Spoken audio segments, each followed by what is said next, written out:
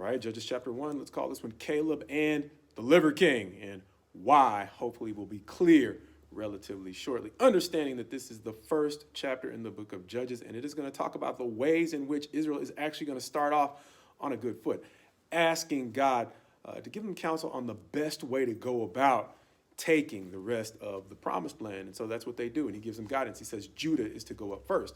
Judah is going to say to Simeon, since we are essentially going to be neighbors, why don't you come with me to go help take this land? And when you have to take yours, I'll go with you.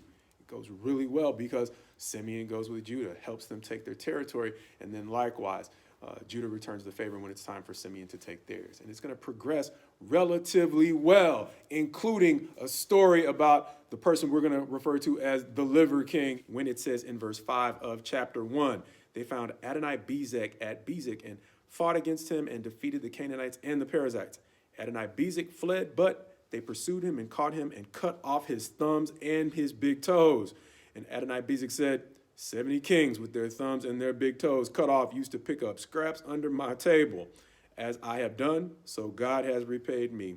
And they brought him to Jerusalem, and he died there. Understand, the Liver King actually got off okay to a certain degree. Any kind of maiming is bad. But a lot of the kings they hung up on a tree, which meant that they were to be accursed. And so understand the reason why Adonai-Bezek reminded me of the Liver King is, in case you haven't heard, the Liver King is a recent internet sensation who advised men who were trying to bulk up and get really cut in the ways of working out to just eat a lot of raw organ meat and this and this and that. And recently he had to come out after a bunch of folks were calling it into question. People who knew about health, nutrition, diet, and that kind of thing are like, there's no way that guy got that big off of just raw meat. And so eventually, I think within the last week, he came clean and said to his followers, I have been on a diet of raw meat and steroids. And so the thing I liked about the Liver King is the fact that he came clean, and that's what reminded me of Adonai-Bezek. See, when Adonai-Bezek's consequences caught up to him, he did not complain, but he simply embraced the reality of what he had done. And why is that so important? Well, for me, it's important because Merriam Webster, within the last week, around the same time that the Liver King came out with his confession, made an interesting release when this article from the BBC is going to say, Merriam Webster, America's oldest dictionary publisher, has just chosen gaslighting as its word of the year.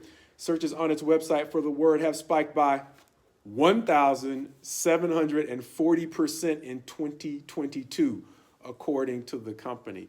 Gaslighting being the term, of course, for, I guess, colloquially stated, or the Marcusian definition would be all the complicated ways we can go about trying to avoid the truth and admitting that to other people. And that is the polar opposite of what both the Liver King and Adonai-Bezek did in very important moments. And like I promised from the last episode, I told you I can speak from experience on making public flubs.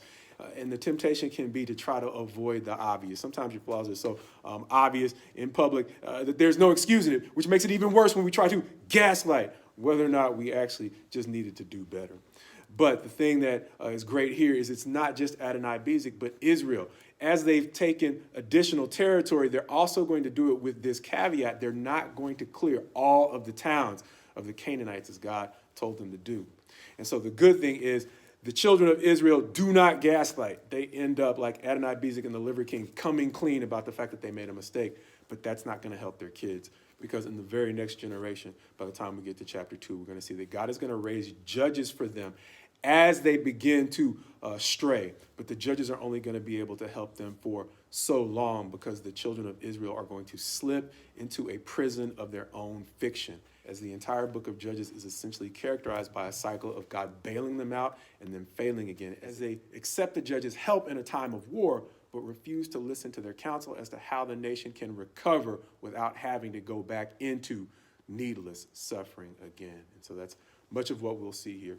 The degree to which, before gaslighting was a thing, it seems that the children of Israel get into the habit of denying the counsel that could help them stay out of a situation where they needed the judges to save them in the first place, which is why we often say his best to you as you go forward in him. This time, God willing, as difficult as it might be, taking the example of Adonai-Bezek and the Liver King. So no matter how bad we might stumble publicly or privately, God willing, we can be free of prisons of our own fiction and the needless suffering that typically goes along with them.